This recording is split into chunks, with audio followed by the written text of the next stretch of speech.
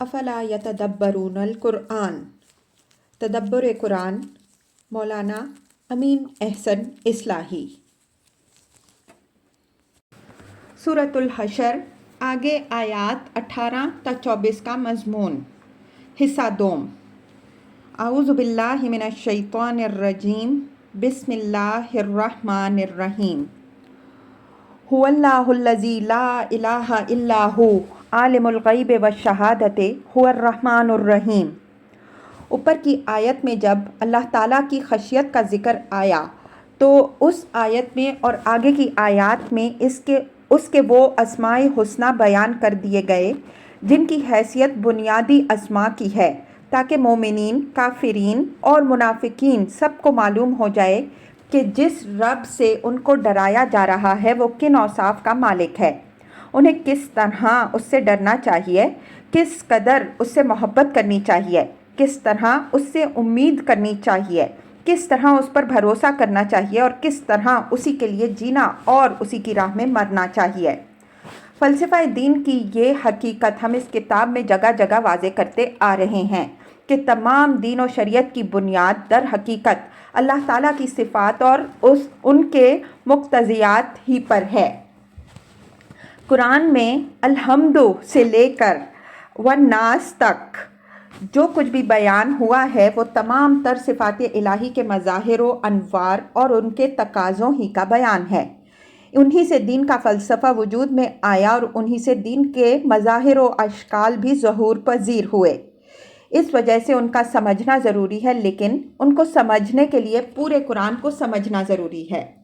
یہاں ہم بالاجمال صرف ان پہلوؤں کی طرف اشارہ کریں گے جن سے ان صفات کے ابتدائی تقاضوں کے سمجھنے میں مدد ملے۔ هو اللہ الذی لا الہ الا ہو، سب سے پہلے اپنی الوہیت کی یاد دہانی فرمائی اور ساتھ ہی اس بات کی کہ اس کے سوا کوئی اور معبود نہیں ہے۔ اس وجہ سے امید و بیم دونوں حالتوں میں بندوں کو اسی سے رجوع کرنا چاہیے۔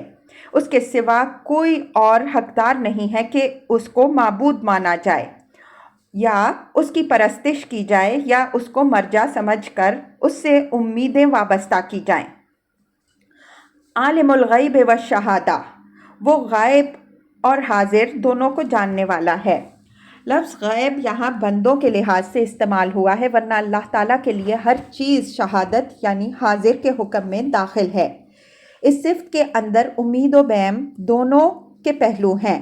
بیم کا پہلو یہ ہے کہ انسان جو کچھ بھی کرتا ہے، خواہ سرن یا اعلانیہ، وہ اللہ کے علم میں ہے، اور جب سب کچھ اس کے علم میں ہے تو وہ لازماً ایک ایک چیز سے متعلق باز پرس کر لے گا۔ پھر نہ تو کوئی اپنے کسی قول و فعل کو چھپا سکے گا اور نہ اس کا کوئی سفارشی خدا کے سامنے اس کے باب میں کوئی غلط بیانی کر سکے گا۔ امید کا پہلو اس میں یہ ہے کہ جب اس کا رب اس کے ہر غائب و حاضر سے واقف ہے تو اس کو اس پر پورا بھروسہ رکھنا چاہیے اور اپنی ہر درخواست اسی کے آگے پیش کرنی چاہیے۔ هو الرحمن الرحیم، رحمان اور رحیم کے فرق پر آیت بسم اللہ الرحمن الرحیم کے تحت ہم بحث کر چکے ہیں۔ صفت رحمان کے اندر رحمت کے جوش کا اور رحیم کے اندر رحمت کی پائیداری کا مفہوم پایا جاتا ہے۔ ان صفات کے اندر بھی غور کیجئے تو معلوم ہوگا کہ امید و بیم دونوں کے پہلو موجود ہیں۔ امید کا پہلو تو واضح ہے کہ جب خدا رحمان بھی ہے اور رحیم بھی ہے تو اس سے کسی ظلم یا ناانصافی کا کوئی اندیشہ نہیں ہو سکتا کہ اس کے ہاں کسی سفارشی کی ضرورت پیش آئے۔ اس نے جو کچھ کیا ہے اور جو کچھ کرے گا رحمت ہی کے لیے کیا ہے اور رحمت ہی کے لیے کرے گا، دنیا میں بھی اور آخرت میں بھی۔ بیم کا پہلو اس میں یہ ہے کہ جب خدا رحمان اور رحیم ہے تو وہ کسی کے ظلم کو گوارا نہیں کرے گا، بلکہ ہر شخص کے ظلم کا لازماً بدلہ لے گا۔ چنانچہ یہی وجہ ہے کہ اس نے قرآن میں جگہ جگہ قیامت کو اپنی صفت رحمت بھی پر مبنی کیا ہے کہ یہ اس کی رحمت کا لازمی تقاضا ہے کہ وہ قیامت لائے تاکہ ہر ایک کے ساتھ پورا انصاف کرے۔ کتب علی نفسہ الرحمہ لیجمعنکم الی یوم القیامہ، الانعام آیت 12۔ هو الله الذي لا إله إلا هو الملك القدوس السلام المؤمن المهيمن العزيز الجبار المتکبر سبحان اللہ عما یشرکون۔ اس آیت میں پہلے تو اسی ٹکڑے کا اعادہ ہے جو اوپر والی آیت میں گزرا، جس سے معلوم ہوا کہ شرک کی نفی اور توحید کا اس بات یہاں سب سے زیادہ اہمیت کے ساتھ مد نظر ہے۔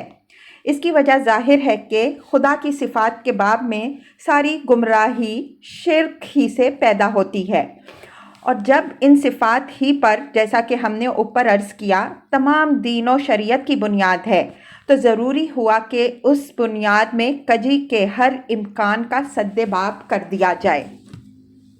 اس کے بعد اللہ تعالیٰ کے اسماء حسنہ میں سے 8 اسماء اتصال کے ساتھ بیان ہوئے ہیں، یعنی ان کے درمیان کوئی حرف عطف نہیں ہے۔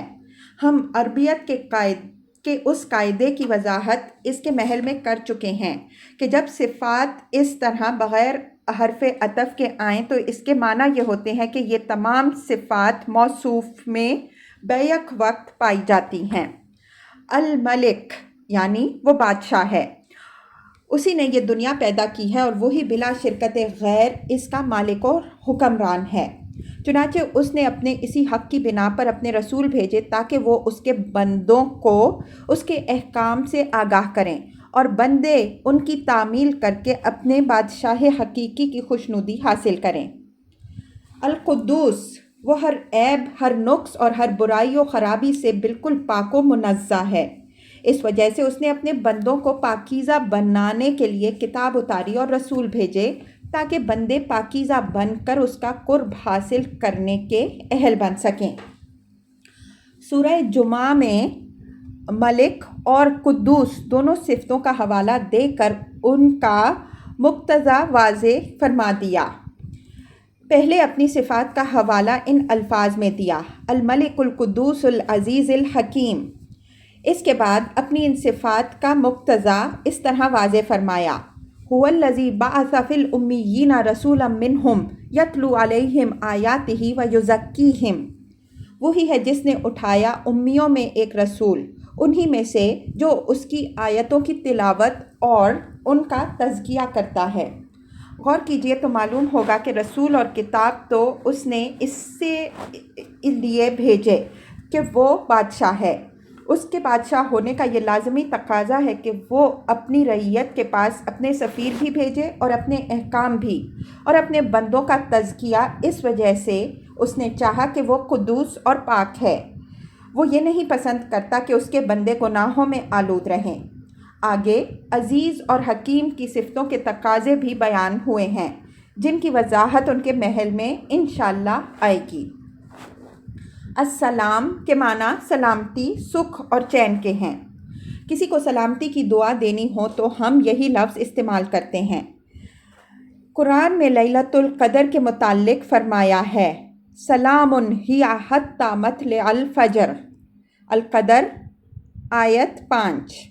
اس میں سلامتی ہی سلامتی ہے، وہ طلوع فجر تک ہے، یعنی اللہ تعالیٰ اپنے بندوں کے لیے ہر آفت اور ہر خطرے سے امان اور سپر ہے۔ بندہ جب اپنے کو اس کی پناہ میں دے دیتا ہے تو وہ سکھ اور چین پاتا ہے۔ اس کی اسی صفت کا فیض ہے کہ اس کی یاد دلوں کو سکینت و طمانینت بخشتی ہے۔ الا بذکر اللہ تطمئن القلوب، سورہ الرعد آیت 28۔ سن لو، اللہ ہی کی یاد سے دلوں کو طمانینت حاصل ہوتی ہے۔ المؤمن کے معنی ہیں امان دینے والا، یعنی شیطان اور اس کے ایجنٹوں کے حملوں سے بچنے کے لیے جب بندہ اس کی پناہ ڈھونڈتا ہے تو وہ اس کو اپنی پناہ میں لے لیتا ہے۔ یہ پناہ اس کے سوا اور کہیں بھی بندے کو حاصل نہیں ہو سکتی۔ شیطان کی رسائی خدا کے دامن کے سوا ہر جگہ ہے۔ المہیمن کے معنی خلیل اور ابو عبیدہ کے نزدیک نگران کے ہیں۔ ابن الابناری کے نزدیک القائم علی الناس، یعنی لوگوں کے محافظ کے ہیں۔ امام فراہی رحمۃ اللہ علیہ کے نزدیک اس کے معنی معتمد اور وکیل کے ہیں۔ میرے نزدیک ان کے معنی میں کوئی خاص فرق نہیں ہے، جو محافظ و نگراں ہوتا ہے وہی در حقیقت معتمد اور وکیل ہوتا ہے۔ قرآن بھی مہیمن ہے اس لیے کہ وہ تمام آسمانی صحیفوں کے لیے قابل اعتماد کسوٹی ہے۔ العزیز کی وضاحت جگہ جگہ ہو چکی ہے۔ اسی کے اندر رسائی سے بالا تر اور دسترسی سے مافوق ہونے کا مفہوم بھی ہے اور غالب و قوی ہونے کا بھی، یعنی اس پر کوئی حاوی نہیں ہو سکتا، وہ سب کو شکست دے سکتا ہے۔ الجبار کے معنی زور آور اور تگڑے کے ہیں۔ عربی میں یہ لفظ کھجور کے ان درختوں کے لیے آتا ہے جو غیر معمولی طور پر اونچے ہوں۔ قرآن میں یہ ان زور آوروں کے لیے بھی آیا ہے جن سے ڈر کر بنی اسرائیل نے حضرت موسیٰ علیہ السلام سے فریاد کی تھی کہ اِنَّ فِيهَا قَوْمًا جَبَّارِينَ وَإِنَّا لَن نَدْخُلَهَا حَتَّى يَخْرُجُوا مِنْهَا۔ المائدہ 22۔ اس بستی میں بڑے ہی زور آور اور تگڑے لوگ ہیں، جب تک وہ اس میں ہیں ہم اس میں داخل ہونے کا حوصلہ نہیں کر سکتے۔ یہ صرف ان تمام تصورات الوہیت کی نفی کرتی ہیں جن میں ساری اہمیت دیویوں کو دی گئی ہے۔ المتکبر کے معنی ہیں اپنی بڑائی اور برتری کا احساس رکھنے والا۔ یہ احساس اللہ تعالیٰ کے سوا کسی اور کے اندر ہو تو وہ باطل ہے، اس لیے کہ اللہ تعالیٰ کے سوا کسی کو بھی کوئی ایسی بڑائی حاصل نہیں ہے جو اس کی ذاتی ہو، بلکہ جس کو بھی کوئی بڑائی حاصل ہے وہ اللہ ہی کی بخشی ہوئی ہے۔ البتہ اللہ تعالیٰ کے لیے تکبر زیبا اور برحق ہے، اس لیے کہ اس کی بڑائی ذاتی اور ازلی و ابدی ہے۔ اس کے اس احساس ہی کا یہ اثر ہے کہ وہ اپنی خدائی اور بادشاہی میں کسی کی شرکت گوارا نہیں کرتا۔ اللہ تعالیٰ کے اس شعور کی تعبیر دوسرے آسمانی صحیفوں میں یوں کی گئی ہے کہ تمہارا خداوند خدا غیور ہے۔ جس طرح تم یہ گوارا نہیں کرتے کہ تمہاری بیوی کسی غیر کی بغل میں سوئے، اسی طرح وہ بھی گوارا نہیں کرتا کہ اس کا بندہ کسی غیر کی بندگی کرے۔ میرے نزدیک قرآن نے جو مضمون لفظ متکبر سے عطا کیا ہے، دوسرے آسمانی صحیفوں میں وہی مضمون غیور سے ادا کیا گیا ہے۔ سبحان اللہ عما یشرکون، یعنی کہاں اللہ تعالیٰ کی یہ صفات جمال و کمال اور کہاں ان مشرکوں کے یہ فرضی دیوی دیوتا، دونوں میں کیا نسبت؟ جو خدا ان صفات سے متصف ہے وہ اس سے ارفع ہے کہ اس کے ساتھ اس طرح کی چیزوں کو جوڑا اور ملایا جائے۔ اگر اس طرح کا کوئی جوڑ اس کے ساتھ ملایا جائے گا تو اس کی دوسری بنیادی صفات اس کو قبول کرنے سے ابا کریں گی، اور اگر زبردستی اس کو چپکانے کی کوشش کی گئی تو اس کی صفات میں بے ربطی پیدا ہو جائے گی۔ هو اللہ الخالق الباری المصور لہ الاسماء الحسنی یسبح لہ ما فی السماوات والارض وہو العزیز الحکیم، یعنی یہ اللہ ہی ہے جو ہر چیز کے وجود کے تمام مراحل کو طے کراتا ہے، وہی ہر چیز کا خاکہ تیار کرتا ہے، وہی پھر اس کو وجود بخشتا ہے، پھر وہی اس کی صورت گری کرتا ہے اور نوک پلک سنوارتا ہے۔